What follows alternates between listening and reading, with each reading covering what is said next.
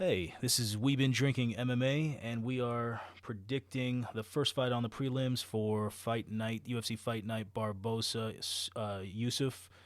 And this is the first fight, Tainara Lisboa versus Ravena Oliveira Moraes at 135 A lot of pounds. hyphens in that name.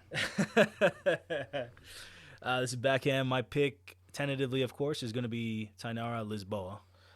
And my pick is going to be Tainara Lisboa too, but probably going the distance is probably the smart bet here. Yeah, I mean, I'm probably not going to put any money on it because I never heard of either one of these fighters, and they're fairly new, and I don't want to put on fighters that I don't really know that well. yeah, exactly. So, you know, if these fighters had some fights in the UFC, we could know, okay, what's their IQ, what's their level when they hit a fight in the UFC. But only one of them, Lisboa, has one fight in the UFC, and the other woman, Ravena Oliveira Moraes, doesn't have any fights in the UFC.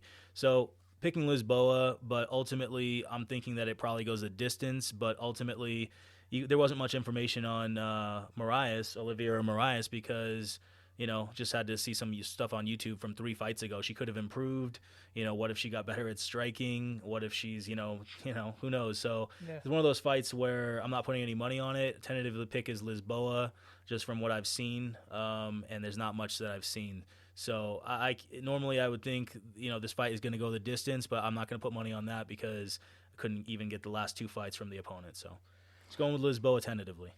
I'm going the same Lisboa as well, and if you want to sprinkle a little bit of going the distance, because I don't think either one of these fighters can actually finish anybody. Right. But because of looking at Lisboa, and you don't know what you're going to get with a new debut fighter. So Exactly. but I'll probably stay away from this. So that's my decision. So. Yep. Thanks for listening. And by the way, thank you for the comments, everybody. That was really cool to see and actually know that we have fans out there. So it's kind of cool. Yeah, it was a fun event, and it was way more fun because all of you showed the love with the likes, subscribes. The comments were amazing, and just glad that everyone is hopefully enjoying it, and that we all just build this community together and have fun. Share our opinions and stuff about MMA, sport we love. Yeah. Till next fight. This is We've Been Drinking MMA. I am talking about the Ashley Yoder versus Emily Ducote fight, and my decision on this is the method of victory is going to be decision. Yep. Nobody's finishing anybody. Yeah, for me, I agree. My tentative pick in this fight, with 2 pillow-handed fighters, my tentative pick, this is backhand, my pick is Emily Ducote, but I agree. I believe it's going the distance because they both have pillow hands, and they can't finish each other, and the only reason I'm going to say tentative Ducote is because she kicks harder. That's it, to the legs. But Yoder's got pillow feet, too, so that's the only reason is that I'm picking Ducote. But going the distance, probably going to put some money on it, but because it's just going the distance. But we'll see the price. If it's like minus $1,000, $1,000 to make 100 don't go in the distance, obviously I'll just leave it alone. So minus 300 on this fight is ridiculous. Minus 300 for Emily Ducote. That's ridiculous. Why though? Why would you want to do that? Why? The point is why would you want to bet on somebody who is not gonna really hurt the other fighter, and the other fighter has more fights in the UFC. So it's kind of like she's whatever. It's kind of one of those fights where you're like, okay, 50-50. All right, they're probably not gonna do any damage at all. I think this is why. Ashley Yoder's last fight was 2 years ago. Fair enough. And she's lost her last 2 out of 3. Actually, 2 out of 4 out of 5. She's 1-4 in her last 5 fights, and yeah, there you go. That's probably why, right there. Yeah. Yep. And then the other girl, Emily Ducote, is 1-2 in the UFC. 1-2. All decisions in the UFC. Yeah. And let's look at Yoder's last 6. All decisions. Last 6 in her. Actually, a lot more than that. Yeah. But it's almost all decisions for Yoder, and every single fight for Ducote. 9 fights and 9 decisions for Yoder. 3 fights and 3 decisions for Ducote. It's all decisions. Yeah. In the UFC. So method of victory, decision. That's pretty easy right there. That's it, man. Both of them have no power in their punches, and that's it. Ducote moves a little bit better, and her leg kicks are a little bit more powerful, and that's the only reason I would pick Ducote. But that's going on my parlay right there. What, the going the distance? Going distance. Yeah, for sure. I hope it's something like minus 400 or something. I know it's going to be expensive, obviously, when it's this obvious, but it's got to happen, and parlay makes a lot of sense. Yeah. Definitely. If you want to put money on this fight, which I guess you could. You could. But, like the most obvious blaring thing that's pointing out to me. 100% decision rate. It's the way these people are either losing or winning is by decision. Right. So Right. I think that's pretty easy right there. I'm going with 100%. It's 100% fact. The fact is it's 100% chance, or 100% in their history that in the UFC that all their fights have gone to decision 100% of the time. So easy pick that it's going to decision. Thanks for listening, everybody. Like, subscribe, comment. Thanks, everybody. As we've been drinking MMA, we are breaking down the UFC Fight Night Barboza Yusuff fight card. This is the third fight on the prelims. It's Chris Gutierrez versus, I'm going to try and pronounce his name, it's Alekseeva from China. And it's at bantamweight, 135 pounds. My pick as a backhand is going to be Chris Gutierrez. My pick is Chris Gutierrez. I think this fight's actually going to go all 3 rounds. They're both defensive fighters. Yeah. They're not first to punch. Mm-hmm. Even when they hurt somebody, they're not quick for the kill. So Chris Gutierrez likes to do that spinning flare stuff. Yep. He does a lot of feints with fake punching and then the hip twists that he does for the fake kicks. Mm-hmm. Like, these guys aren't volume strikers. Yeah. These guys aren't power strikers. What else? Do these guys grapple a lot? Not really. Not really. So it's going to be a defensive, like, in out, 1-2. Maybe a grapple against the fence, push off, 1-2, 1-2. I see Alekseeva going forward, taking the center of the octagon. Gutierrez likes to back up. Yeah. And he likes that outside. He likes the outside and tried to counter here and there, but really mostly just leg kicks. Legs kick, yeah. Loved leg kicks. He loves those kicks in general. He used to be kind of like doing everything, and now it's just like he's just zeroed in on the leg kicks. When he starts throwing again, it's going to be a good thing for Gutierrez fans. But right now, he's just really just throwing those leg kicks, and then he does a little hip hesitations, the hip feints, like he's going to go through for the kick, and then he kind of fakes you out, and then he goes for the leg kick. And he's fast. Gutierrez is fast, I would say, backing up and stuff.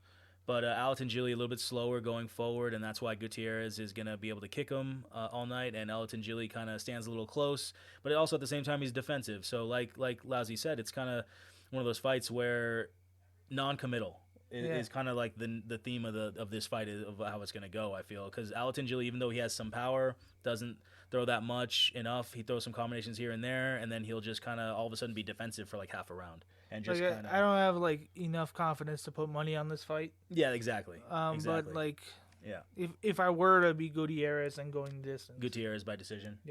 Yeah, and again, it's going to be good to see the prices. Let's see the prices. I mean, this fight got announced recently because Gutierrez on his last fight it got canceled. Yeah. I think Montel Jackson pulled out from an injury or something, and so Gutierrez, so he just got booked, and this is 2 weeks later, a week later, and he's got another fight booked. So it's a short fight on short notice. A fight on short notice is always dangerous because he hasn't been preparing for this new fighter. It's a two weight cuts. 2 weight cuts is dangerous. A new short fighter, amount of time like that, man. So yeah, I mean, this is one of those fights where there's so many question marks that not really much reason to put it on the parlay, even not much reason to put any money on it for me or Lousy. So we're like, all right, let's just kind of see how it goes. And maybe a live bet if you can see kind of like, Gutierrez adapting well. But overall, it's going to probably price is going to be too high anyway. So this is kind of a weird card right here just because, a lot of distance bets and this fight is just a short notice type of weird fight. So, another situation, we're just going to let it go probably. So, yeah. If you aren't comfortable with betting a certain fight, if you are betting, just don't bet it. Yeah. Just let it go. I think the main thing is that in investing in general, it's kind of like it's not about the money you make, it's about the money that you keep. Yeah, that's right. You don't want to lose money unnecessarily on fights that you're just unsure about. Like Lousy last week was saying on the Murata fight that let's see if both of our arms are good. That left arm was broken from the previous fight from Jandiroba, and the arm wasn't looking that great. So you could just ditch the bet, and she ended up. Some people thought she won. I thought she won, obviously, but the judges scored it for the other woman, and just in general though, when you only have one arm confident with it, it's kind of tough to put money on a fighter like that. So sometimes it's good to just live bet or just stay away from it because it's just gonna lose you money rather than be a good situation, good position for you to make money. So it's about keeping your money and not losing it unnecessarily. Like for poker, like you don't lose what you don't put in the middle. Right. You know Mike what I mean? McDermott said that from Rounders. Rounders. And it's a legendary line that's totally true in all forms of investing. So that's the main thing is that's I think that's what we're all focused on is trying to keep our money. We're going to make money on certain great style matchups. Carolina Kowalkiewicz last week, we were very high on her. She won 30-27 on all the scorecards. Won all 3 rounds, so, you can make money on those fights, but it's the fights like the 50-50 fights or the fights you're not sure about because they don't punch with enough power or whatever, and it's like, why even bet those? So, it's another one of those fights where we're like, well, there's a lot of question marks. We don't know exactly. No shame in that. We're just moving on. Yep. To the next one. Like, subscribe, comment. Let's see that algorithm go in our favor, all right? Appreciate you guys. Appreciate it. As we've been drinking MMA, we are predicting the fight night for October 14th. Or is it October 14th? I believe it is. It's going to be the Yusuff Barboza fight night. And this is the 4th fight on the prelims. Irina Alekseeva at bantamweight, 135 pounds, versus Melissa Dixon. And this is backhand. My prediction, again, tentatively, is Irina Alekseeva. My pick is Irina Alekseeva as well. Alekseeva is a karate style samba fighter who in her last fight she was 5 pounds overweight. Wow. Isn't that fun to know? And that's her only. She has one fight in the UFC. One and she fight was in the overweight. UFC and she was overweight. So that puts you in the mindset of like how professional she is. Right. But when she gets punched, she turns into a brawler. Yeah, she does. And she's fighting a much more technical striker. From what I've seen, anyway, Melissa Dixon. I think it's a girl who throws punches to go for the takedowns and clinch you against the fence. Yeah. It's that type of a fighter. She's minus 150, $150 to make 100 on Melissa Dixon. And she has no fights in the UFC, but she is undefeated 5-0. Yes. But it's 3 finishes and 2 decisions, so it's not like she's like a killer. She's just kind of a wrestler. But she can knock out people. Yeah. And all her knockouts are in the first round, too. Yeah, That's interesting. Yeah, that is interesting. It's one of those fights where I've just kind of, and I'm just sticking to it that if there's a fighter that hasn't fought in the UFC, it's just so hard to predict how they're gonna fight in the UFC. I'll bet against them, but the problem is that the person that we're picking here only has 1 fight in the UFC as well. So I want to see a fighter that has at least 2 wins before I can put my hard-earned money on them. And Irina missed weight by 5 pounds, and not even that. She just has 1 fight in the UFC. It was a good win over a 3-3 fighter, but it's still just 1 win. And so for me, the pick is Irina Alekseeva, but again, it's all about keeping our money. And not trying to lose money on unnecessarily. But I am going to be a fan for this fight. It's going to be watching this fight. It's going to be an interesting fight for sure. Yeah. So thank you for listening. Like, subscribe, comment. This is We've Been Drinking MMA. We are talking about the main prelim fight on the Yusuff Barboza card. And it's Darren Elkins versus TJ Brown. I'm going TJ Brown. Yep, me too. This is back end. I'm going with TJ Brown as well. He's at both of our picks. Yes. TJ Brown, he can throw. Let's just say it like that. He doesn't mind getting hit either. Yeah. Elkins, he doesn't mind getting hit. This is going to be a phone booth. Both of them are probably going to be bloody. What do you think about that? Yes, there's a high chance. And at least specifically, Darren Elkins is going to be bloody. Elkins is the least going to get he got bloody in the first minute of his last fight yes. with Jonathan Pierce. And it's just like, how is this happening this early? Yes. When you're not even really throwing anything with power. No power punches. It's not like Pierce is a barn burner for throwing either. Mm-hmm. TJ Brown can leg kick. He sets a good forward pace. That's a good reason because he throws and he sets that pace.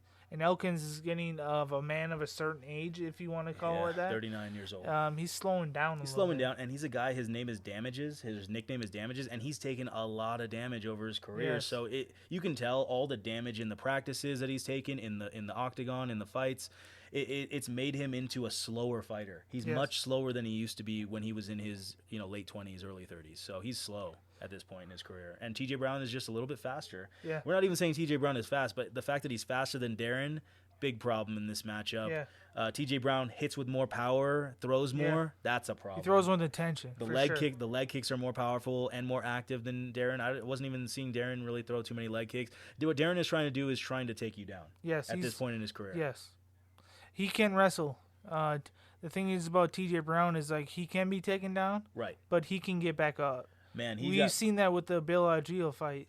Man, and in other fights too, but Bill Algeo specifically, he got taken down. He traps the shoulder, does a shoulder lock, a Kimura, and literally puts himself in a better position. Literally is able to get up off the ground like one of the pound for pound greats of all time, Fedor Emelianenko. When Fedor would get taken down, and he would start going for submissions like Kimura, shoulder locks, and things like that. And all of a sudden, the other guy's like, oh damn, and then all of a sudden, Fedor is like, okay, I'm up.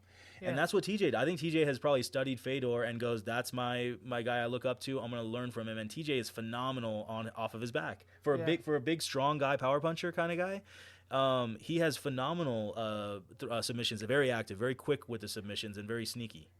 Yep. I think this is might be a lot. So what we're saying is that even if Darren Elkins can get him down, which we're thinking is he probably should, and it probably will happen. TJ can get up really easily because he can go for a lot of submissions and then threaten Darren, possibly even submit Darren at this age. I mean, we saw that arm bar that he had against Bill Algeo. It was close. Yeah. It was tight. It was almost in.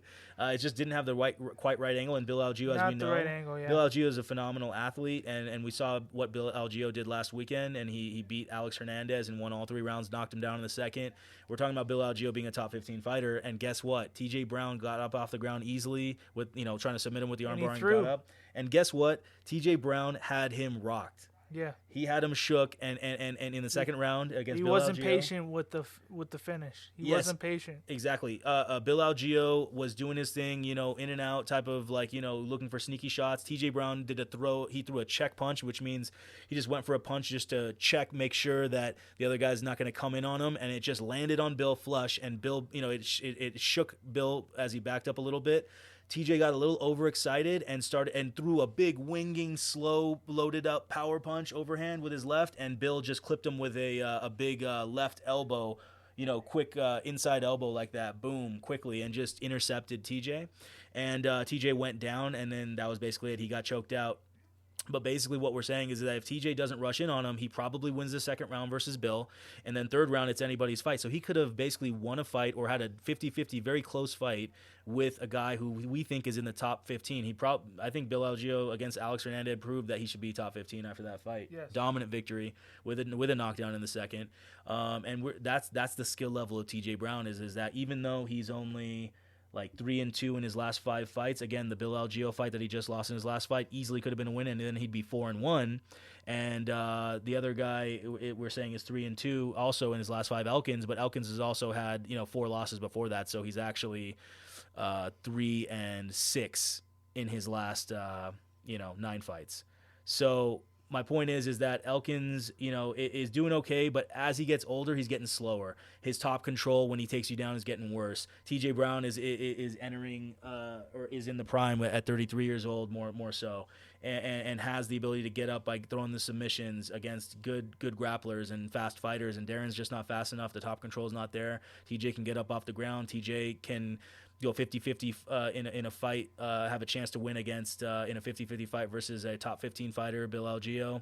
We love TJ Brown's chances, and we're very high on TJ Brown to win this fight versus Darren Elkins. TJ Brown is only minus 190, $190 to make 100. We think it's really good value here, and we're excited about this fight. Can't wait till it goes down. And this is the prelim of the main event of the prelim, so it's gonna be exciting. TJ Brown deserves the slot, like we said. He's really turning into a really, really, really good fighter, and very excited to see him perform.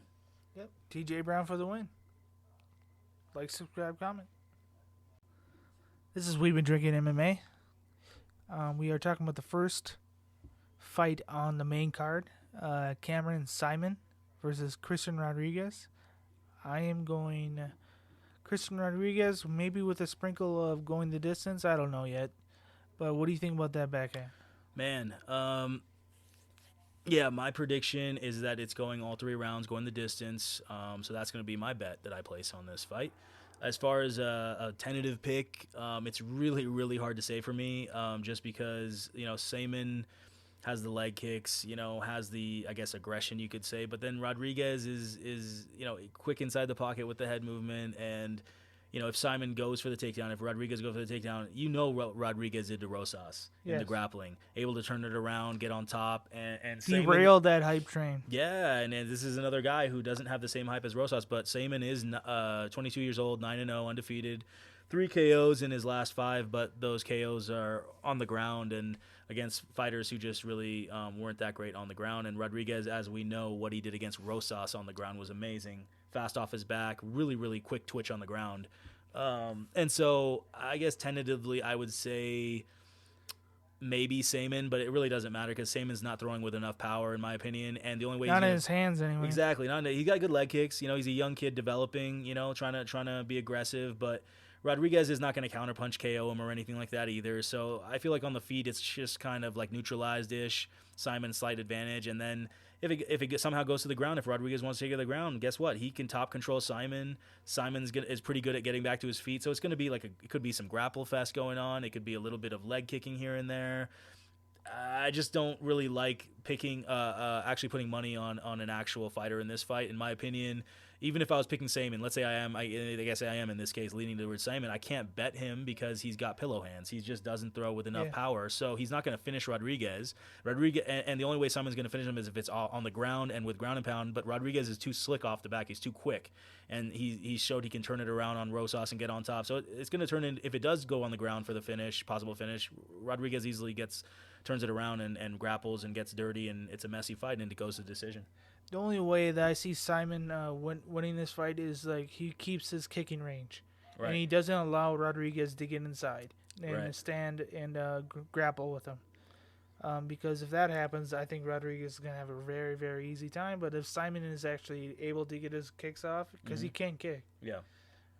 He throws with attention when he kicks. We saw what Saaiman did with Terrence Mitchell. Terrence Mitchell took him down. Saaiman was really good, very calm under pressure in there on the ground and able to get back up. Good with the wrist control and very calm, like we said. And, so Saaiman, I think he can have it's hard I don't really see Rodriguez just subbing Saaiman either. So that's why I don't really see a path to finish for either guy in all likelihood. That I really just see it going the distance in every way. No subs, no KOs, because of just how they KO and how they sub. It's just not going to work against each other. So I see it being a style matchup that goes the distance. I'm excited to see what's the over 2 round prop bet going to round 3 type thing. Yeah, like going to round 3 maybe, because there might be a sub late or maybe a weird TKO or something if it does happen, or just going all 3 rounds is really what I'm really thinking. I'm hoping for all 3 rounds because Saaiman has a lot of TKOs against guys who are not that good on the ground. And then Rodriguez has 2 subs in his last 5 fights against fighters who are just, again, not that great on the ground. They have a decent finish rate, so we have a good chance to make all 3 rounds be like maybe minus 120 or something like that, 120 to make 100. I'm hoping that'll be the odds. And let's see what happens. I'm excited to see what the odds are when it comes out, but I really see this being kind of like grapple fest and kind of just back and forth, much ado about nothing. But I'm excited to see how Saaiman is progressing, and I'm excited to see Rodriguez kind of perform with the he's so fast off his back, right? What he did to Rosas, I'm just a fan. We're just fans of him because he's just like so quick off the back. Because you expected something out of Rosas, with the submissions, and then Rodriguez no shot. It was amazing. It was just like, dude, he's so confident. You don't see that many guys who get taken down. How quick they are about twitching to get back up and to turn. Sprawling. You don't see people like that. So it's a guy who's really good at he's a specialist. I mean, I'm not saying he's a specialist, but that is his maybe greatest weapon, is the fact that he can easily out-grapple somebody when he gets taken down. It's kind of a weird situation, so it's kind of cool to see a fighter with a kind of a special ability you don't see every day.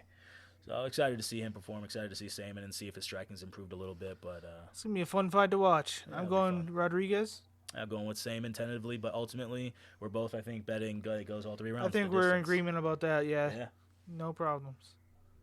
Thank you so much for listening, everybody. Like, subscribe, comment. Yes. Appreciate you. Hey, so we've been drinking MMA. We are breaking down and predicting the Yusuff Barboza fight night for UFC fight card, and this is the Second fight on the main card, it is Edgar Chairez versus Daniel Lacerda. We're running it back. They just fought a few weeks ago, or was it a month ago? Yeah, not that long ago. September 16th. 2 weeks ago? Yep. And it ended up in a draw. It was weird because Chairez had a... I would say anaconda choke. Anaconda choke. Standing anaconda choke. Standing Darce choke. And Lacerda had his arm was okay, and then all of a sudden the ref was checking it again, and then it was fine, and then it just went limp for a split second, and the ref's like, okay, I guess you're out. But the ref didn't actually try and look at it, try and touch the arm and see if it was limp. He's just like, oh, well, I tried it twice, and now it looks limp, so I'm going to assume he's asleep. And then, Chairez let go of the choke, and then Lacerda was like, hey. Yeah, that just opens the door for the... Yeah, I mean, that's ridiculous. Like, if you check your arm twice, and then you let your arm go actually limp. I think we were talking about this earlier. Like, if a ref is checking on you to see if you're conscious, and your first reaction is to let your arm go limp,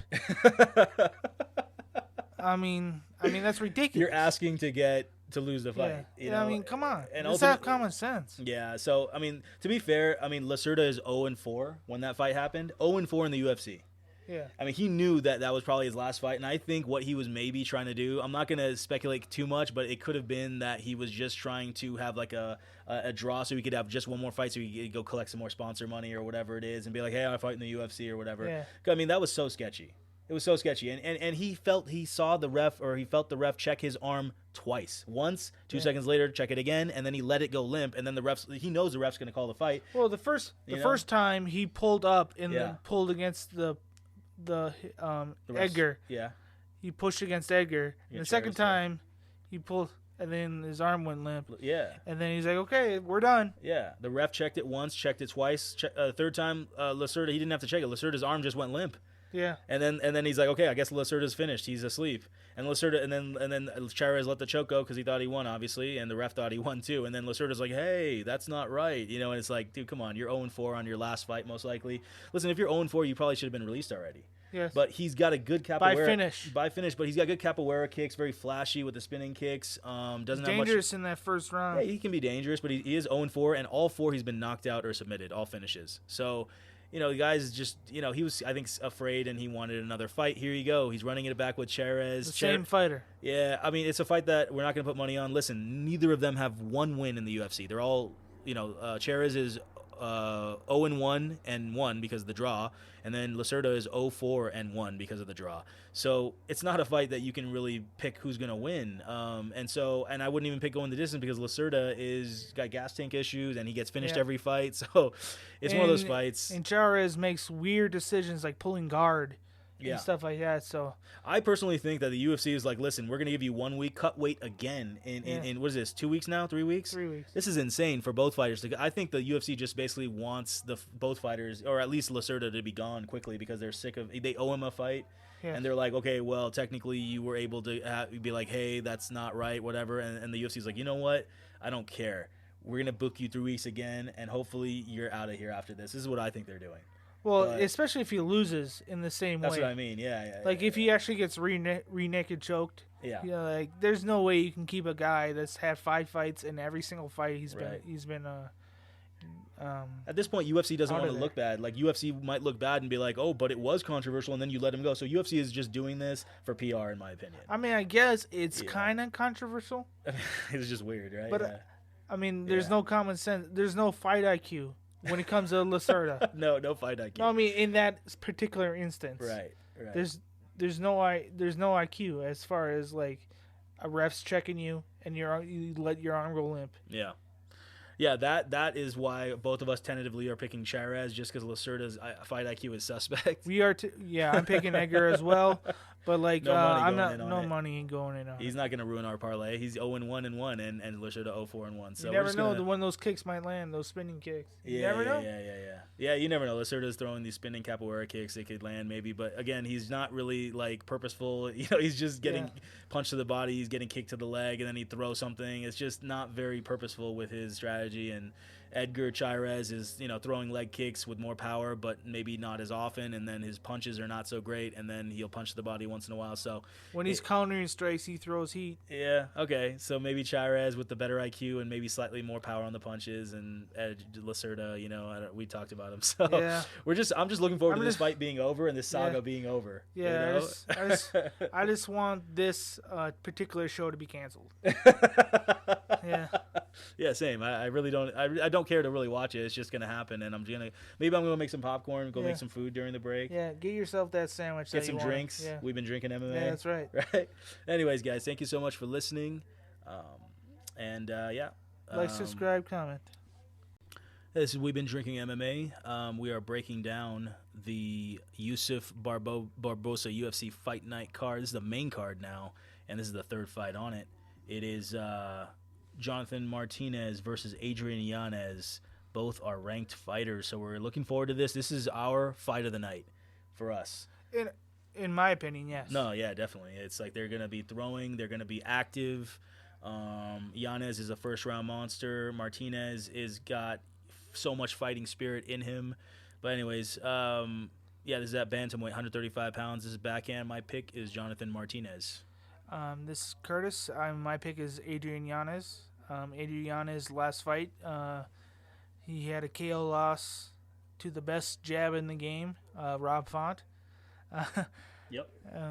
He's a patient counter striker, maybe to a fault how patient he is. He waits in the pocket to counter you. Mm-hmm.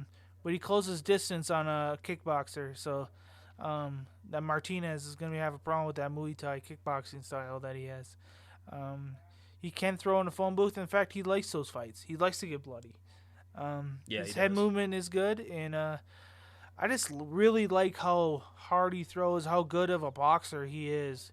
I know this is not a boxing fight. This is an MMA fight, but he's just so good with his striking. Mm-hmm. He's 6-1 in the UFC, Adrian Yanez, and the only loss is to a guy who honestly should have probably fought for the belt by now, Font, with his skills. Yes. He just lost against like certain fighters that he needed to beat, and very close fights that he easily could have won against Aldo and against Cheeto Vera. So if Rob Font did win those close fights, he easily would have already fought for the title by now. Anyways, he beat Yanez in the first round. And other than that, Yanez has a clean record of 6-1, right? So a 5 KOs out of the 6 wins, by the way. Yeah. A bunch of them in the first round. Dangerous puncher, fast puncher with combinations. So for me, Jonathan Martinez is a guy who I actually picked against last time against Said Nurmagomedov. And Nurmagomedov was ranked number 14. Martinez wasn't ranked, and Martinez brought the fire. Yes. In that, we both thought it was going to be fight of the night. Yes. And that's what it was. It was a very fun fight to Very watch. fun fight, and that was fun doing the research for this fight, and with that fight with Martinez versus Said Nurmagomedov. But if you look at it, what's his name? Jonathan Martinez is 5-0 in his last 5 fights in the UFC. He's got a couple losses, 3 losses in the UFC, and he is 9-3. Thing is, he did get KO'd about 2 years ago against Davy Grant in the second round, and Adrian Yanez has a split decision win over Davy Grant, the guy who KO'd Jonathan Martinez. So that is one of those things where you do some MMA math, and that could spell a little bit of danger in the stats looking back in the history. But after that fight that Martinez got knocked out by Davy Grant, he's gone 5-0, and all decisions except for 1 KO against Cub Swanson, but it's a TKO from leg kicks, right? Yeah, leg kick. KO. Leg kick extravaganza on Cub Swanson, and Cub Swanson is a little bit of an aging fighter, and obviously Cub Swanson is a guy who is killer be killed type fighter, and he's taking a lot of damage on the legs over a career, and Martinez just has gotten better at leg kicks, faster at leg kicks, more damage with the leg kicks, and he just kept throwing it and it worked. So my point is Martinez is more of a decision fighter, and Yanez is a KO monster. That's it. That's how it goes with the looking at the stats. Boxer versus patient kickboxer. Yeah. That's what happened. And so this is my reasoning for Martinez. Is it's gonna be fight of the night. It's gonna be a very fun fight. But for me, Jonathan Martinez keeps the better distance control. Not that much better though, right? Because Martinez likes to be aggressive too. Sometimes he's getting kicked and stuff too. But for me, he manipulates the distance kind of a little bit good. You know, he doesn't stand too close, doesn't stand too far. Sometimes he gets a little too aggressive here and there, but overall pretty good. This is how somebody wins, is the distance control. Distance is sometimes how you can win it, and especially if you're a decision fighter like Jonathan Martinez, that's how you win. Yeah. You know, when he got knocked out by Davy Grant, that's when he used to stand too close, and then he'd just be kind of chucking these check hooks, and then Davy Grant throwing these like straight punches down the pipe, and it just boom, power punch, and Martinez is not even halfway through the swing of the hook, the check hook, and he's already knocked out. Fastest way to a point, right? Yeah, a straight line. So Jonathan Martinez has now he doesn't just chuck hooks like he used to. Now he'll throw some straight punches. He'll leap in with some punches and back out. And he's more of a kicker, though, right? Yeah, he's definitely a Muay Thai kickboxer.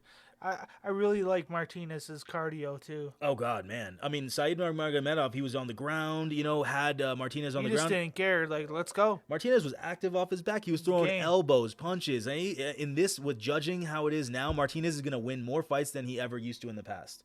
And he's already on a 5-0 record in his last 5. So I think Martinez, even if he gets taken out by some talented wrestlers, Martinez can still win the rounds because he's elbowing the shit out of him.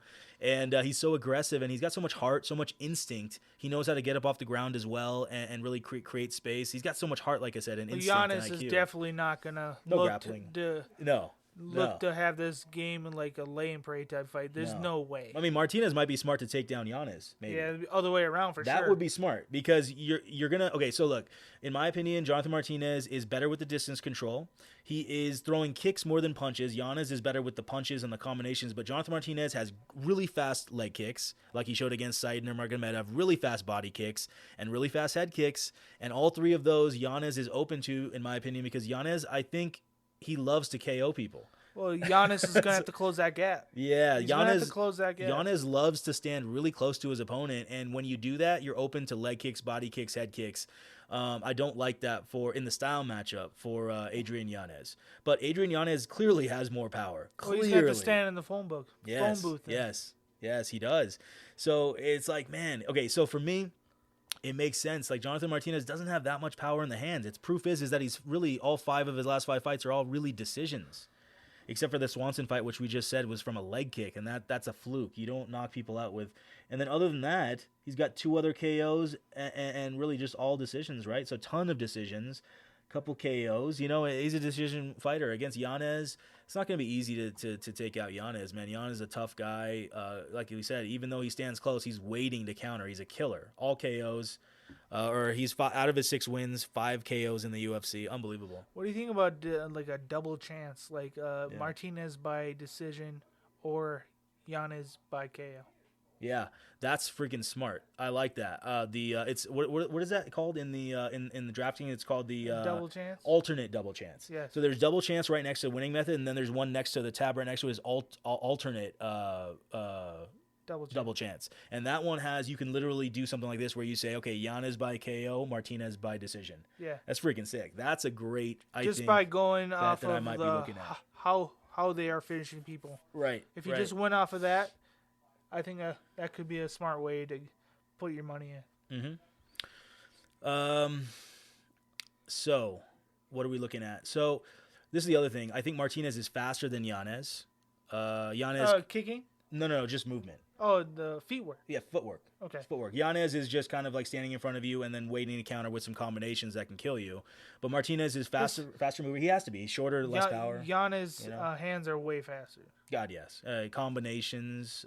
Way more technical, and he can throw. Yeah, Martinez doesn't. He's just a great boxer. Yeah, it's crazy. If Martinez comes in kind of quick, Yanez can clip him. You know, that type of thing. He's that type of a guy. He even clipped Font. And Font's one of the best boxers in this 135. Mm-hmm. So I think Martinez is faster with the footwork. I think Yanez is open for the leg kicks because Yanez is a little bit slow. I think Martinez is going to be throwing the body kick, the leg kick. I think he's got better IQ and instincts, just in general. Like if it goes to the ground, what to do. He can hold Yanez against the cage and throw some knees and stuff like he did to Said Nurmagomedov and win a messy fight like that. Kind of weird ways to win, but Jonathan has many ways that he can win. Yanez has one way, right? Counter. Yeah, it can happen. I mean, he's not He's not trying to jabbed. He's not trying to be first. Right. He's trying to like waiting for you to open up so he can throw that power. Right. I think Jonathan Martinez, though, overall, has gotten so much better at that distance control and at that shot choice. He's picking the better choices at the right times. He doesn't hit with like big power at all, but he doesn't have complete pillow hands. He does when he hits you. I mean, he broke Said Nurmagomedov's nose. It might have been an elbow against the cage, but regardless, the guy throws with some power. Yep. Said is no joke. He's number 14. I thought he was going to be top 10 soon, and Martinez derailed the hype train. Yes. In my mind, Said was going to be going for the title soon. That was last year, obviously, but now things maybe changed. But Said's very talented, and Martinez, Said may have won the fight. Judges might have given it to Martinez. It's going to be a great fight. It's going to be a great fight. I just feel like the speed of Martinez, the kicks that he's going to be able to land all night, the distance control, the more ways that he can go and do things, operate on the fence, operate on the ground. I don't know about that distance control because I think he's going to close the gap. Yanez is going to close the gap. What's the reach on this fight? Hold on. What are the reach? I think they're both 70. Is it 70? Yeah, so they're both 70. So in my opinion, Yanez doesn't throw any leg kicks. Yanez is throwing for counters. However, if you're not open to the counter, right, like Yanez might force some stuff, and Martinez might have to start countering. So that's why we're talking about. It's going to be fun. Like, what's Yanez going to do? He's such a killer. It's going to be a great fight. Does Yanez go, you know what? I'm sick of these leg kicks. Let's go forward. Because if Yanez wants to go forward, he's a dangerous man. It's going to be fun to watch. But at the same time, I also don't like the way that Yanez is striking defense. I didn't like the way that he fought against Font. Like, the way that I like the way he's forward and he's close to somebody if he's throwing, but a lot of times he's waiting and he's too hesitant to counter, and I don't like that about in a firefight. You can't be hesitant. You can't wait in a phone booth. Not saying he's gonna wait, but what I saw from the last fight I'm just saying I've seen that too. Where he's hesitant in that phone booth. And if you're waiting against, Jonathan Martinez has the heart of a lion. I think he might have the most heart in the UFC. What do you think about that? Yeah, that's not far off. That's not far off. I'm not even saying that he's like the most talented guy. I'm not saying that. What I'm saying is his instinct and his heart, unbelievable. His activity on his back. He's throwing more elbows and punches. His will beat the. You guys seen the movie Rudy? This is Mexican Rudy. I'm telling you. It's Mexican Rudy here. It's amazing, man. His aggression, his activity, his ability, and his growth. He's getting better from fight to fight. And his IQ, everything. He's getting more comfortable. Dude,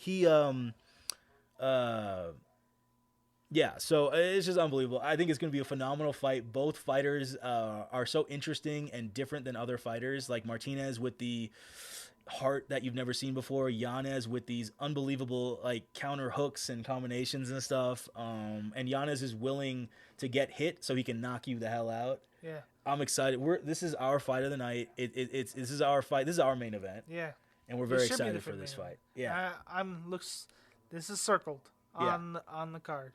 This is gonna be great. Get the popcorn It's ready. so exciting because Martinez just broke into the top 15. Yanez is top 12. We got two ranked fighters. This is super exciting because whoever wins gets to just notch up and get closer to that top 10 spot and really cement their.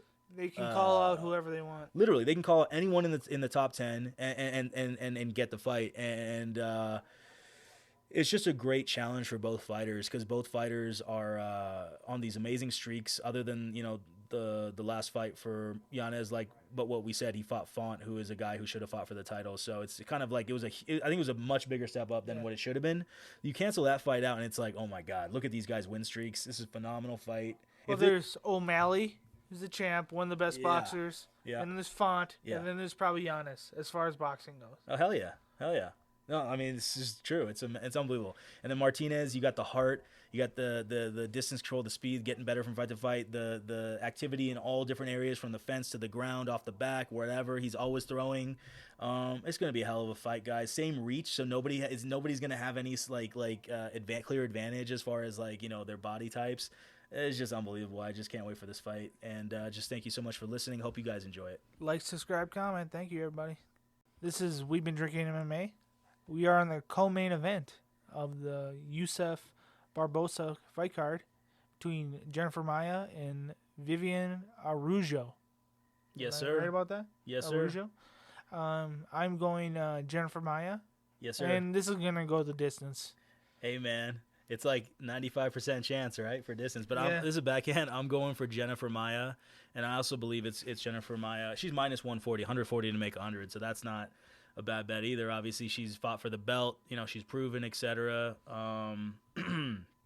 But yeah, it's unbelievable what they're inside the UFC. I just want to do this. Why not? Is literally all decisions for Maia except one.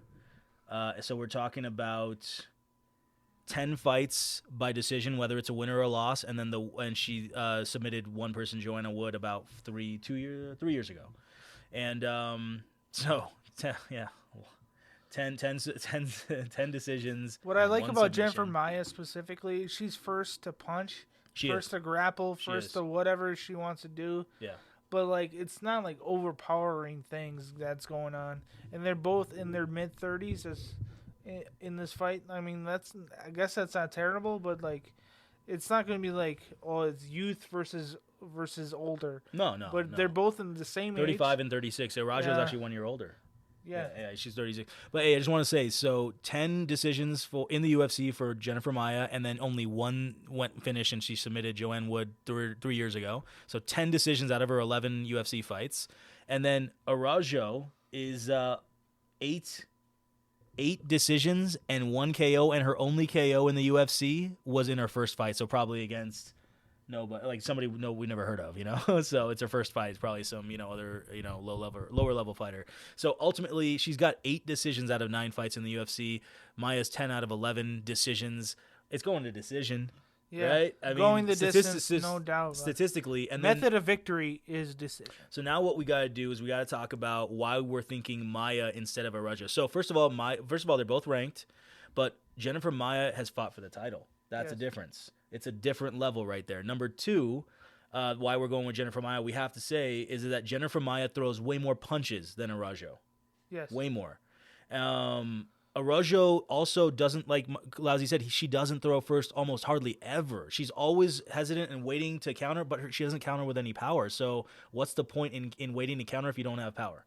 Yes. It's just you're going to lose to other people in the top 5 that are just more active. And Maia throws probably 2 to 3 times the amount of punches, and she lands fucking half of them. It's crazy. Yes. Jennifer Maia.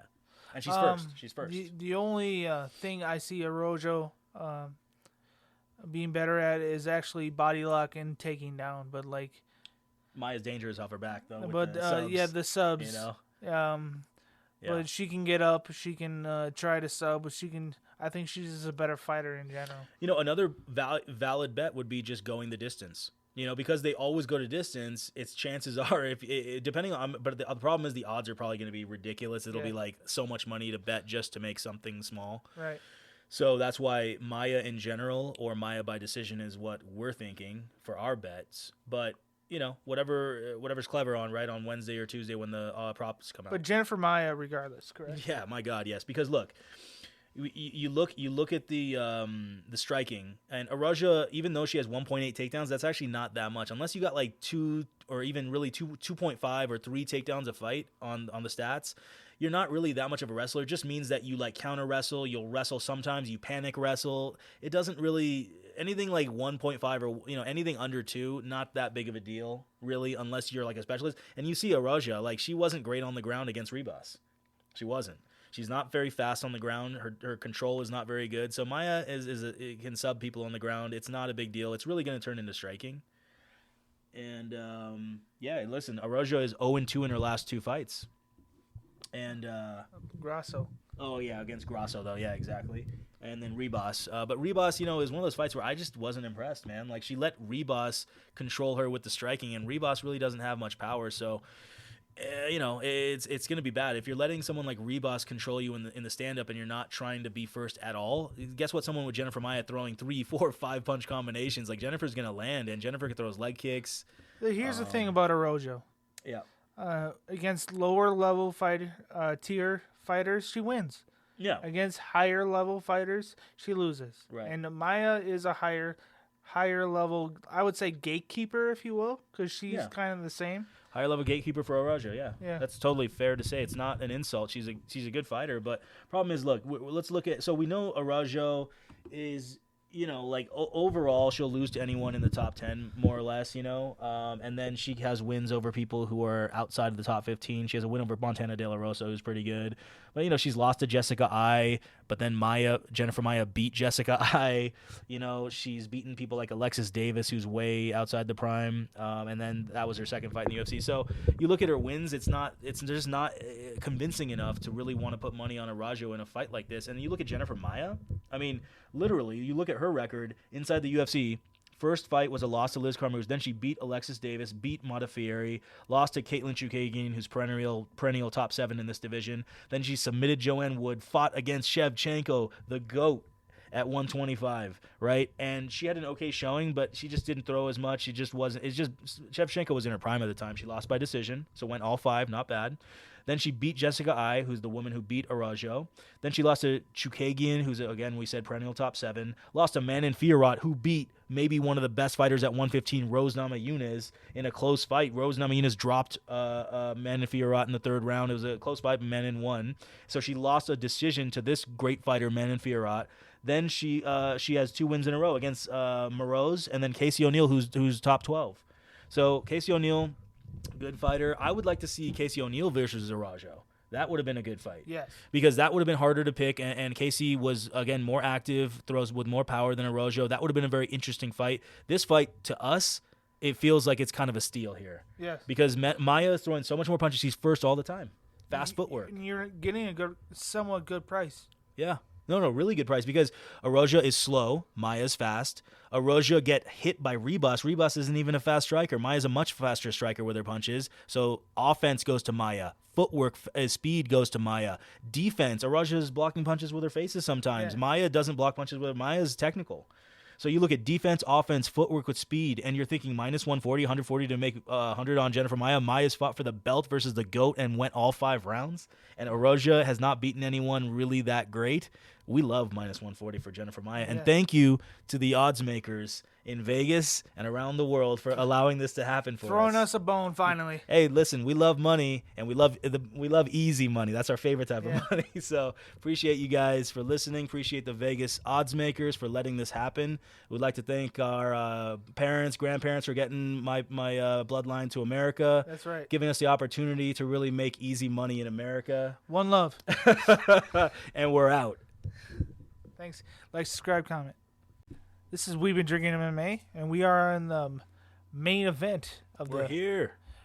The Yusuff versus Barboza. Wait, hold on. This is time. Yes. Knuckle bump. Yeah, that's what I was gonna do. I was gonna do the buffer. It's time. Main event. Yusuff.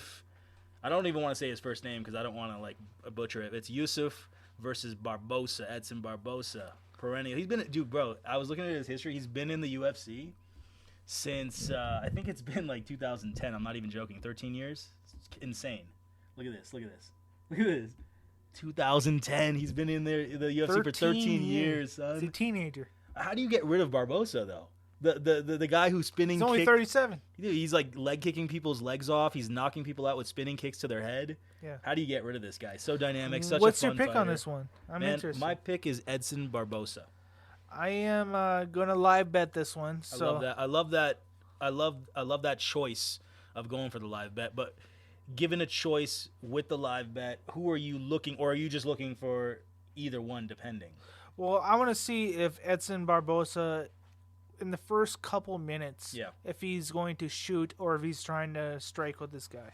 Right. So that's what I'm looking for. Maybe I should have waited for our live bet situation. No, that's cool. But I mean, you're thinking kicks wise, good. But if he wants to exchange, you're saying with punches. In every single one of Yusuff's fights, he's out-volumed, outstruck the other guy.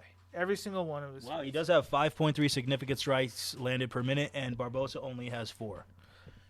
Not that 4 is nothing. But let me tell you this: Barboza has a 4-inch reach advantage, son. 75-inch versus 71 for Yusuff, so that's huge.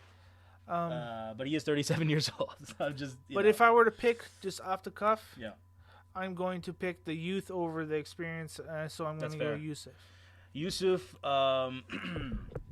Yusuff for me is a guy can knock people out for sure, knock people out, and he's got 7 wins in the UFC with 1 loss. But in reality, if you look at it, he only really has 2 KOs in the UFC. He submitted Dos Chairez in the last fight, but I think that guy just didn't belong, and Yusuff showed that he didn't belong. So my point is who has Yusuff beat, right? My point is he had a decision win over Chairez 2 fights ago. Chairez is good, but he's not top 15. He got a decision win over Andre Fili, good fighter. No disrespect or anything, but it's a decision win over Fili. Other than that, he KO'd Benitez. Who's Benitez? Don't know. So that's my point, is that he hasn't proven against anybody, and you're going against someone like Barboza, who's fought the best of the best. He's fought everybody, hasn't he? Khabib, the GOAT. He's fought everybody. The who's who. Tony Ferguson. He's fought everybody. I mean, I'm not saying he's beaten everybody. But look, this is why I'm going with Edson Barboza. Edson Barboza, first of all, Yusuff is the favorite, and rightfully so, because he's on the rise, and Barboza has been a little bit spotty over the last, let's say, 7 fights. He's 3-4. Barboza is 3-4 in his last 7, whereas you look at Yusuff, it's a clean record of 7-1 or 6-1 or 7-1. But that's the competition level of competition. And that's the reason why Barboza has some losses. And anyways, the reason I'm going with Barboza is he's the faster fighter. He's the more technical fighter.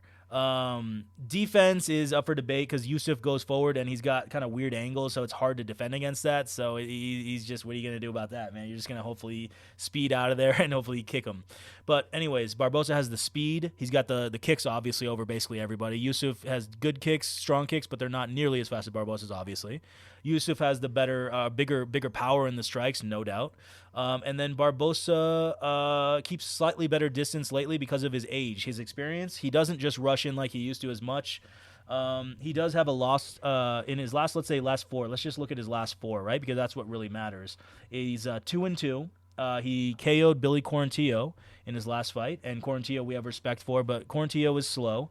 And then Shane Burgos, he KO'd him with that freaky knockout where he punched him over the top with a technical over the overhand, and Burgos literally was like, all right, hopping around, and then all of a sudden he just went backwards into the fence and went down, and Barboza another 1 punch or 2, and Burgos was completely out, but it was a weird knockout.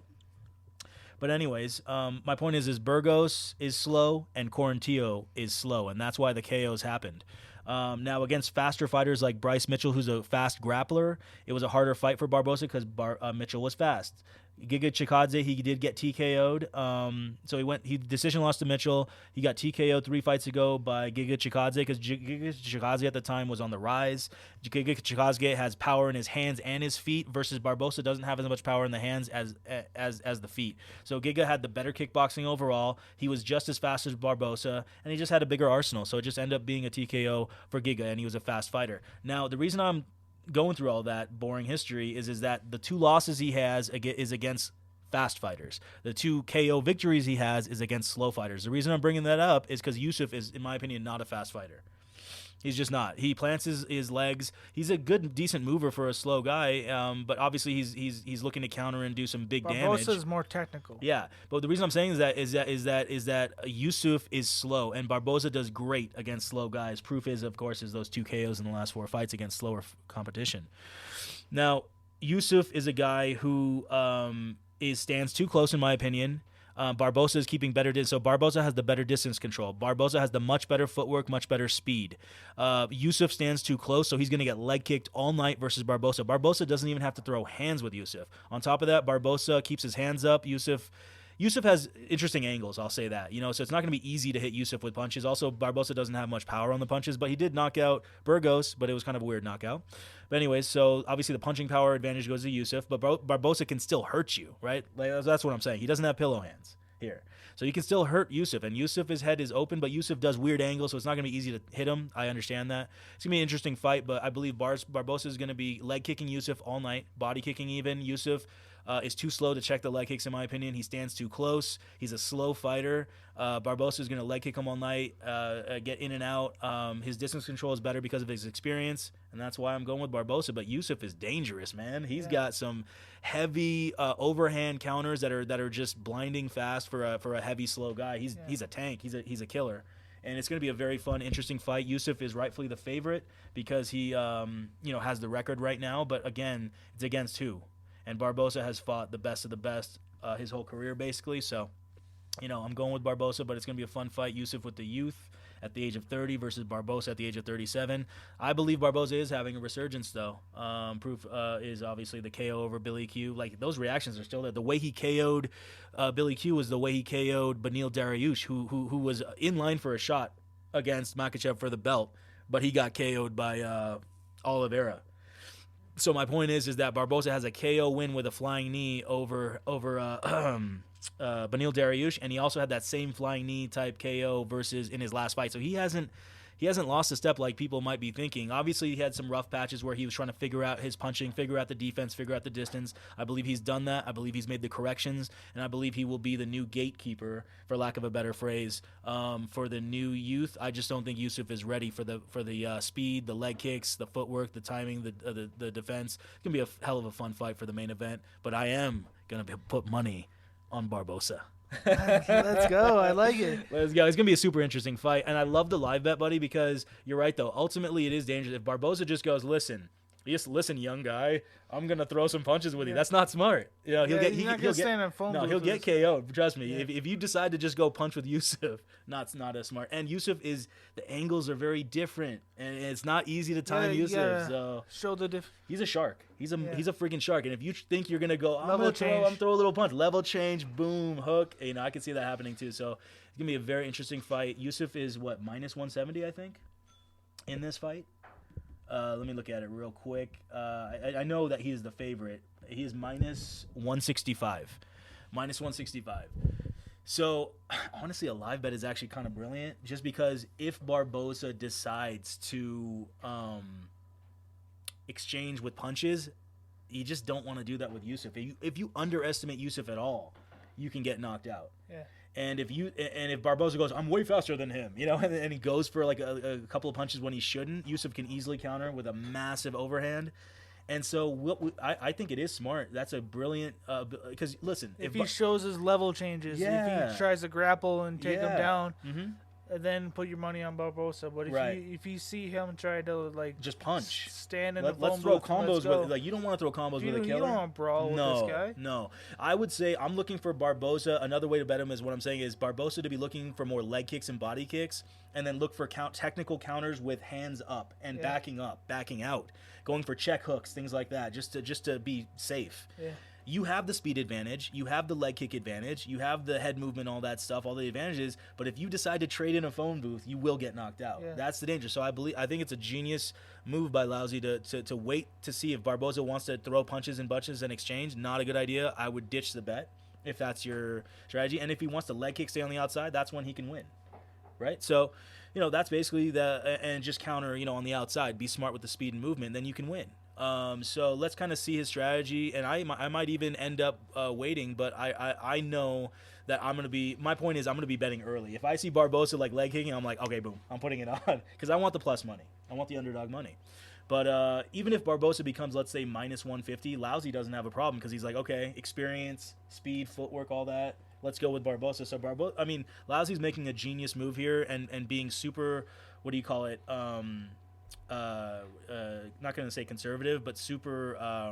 It's pretty conservative. It's conservative, but it's like super defensive, super smart. He's being like a counterattacker here, fucking genius, and he's waiting for what he wants to see in this fight. And honestly, it's a great idea. And for me, what I might do is put like a medium-sized small bet on Barboza. Just by winning, outright, plus 140, so 100 to make 140. And then in the fight, when I see Barboza doing smart things and I like his tactics, maybe put a little bit more money. And that's what I'm thinking about doing with the Edson Barboza bet. So this is a bet that you can make in so many different ways. It's going to be damn fun to see, and I can't wait for it. Yep. So, like, subscribe, comment. Thanks, everybody.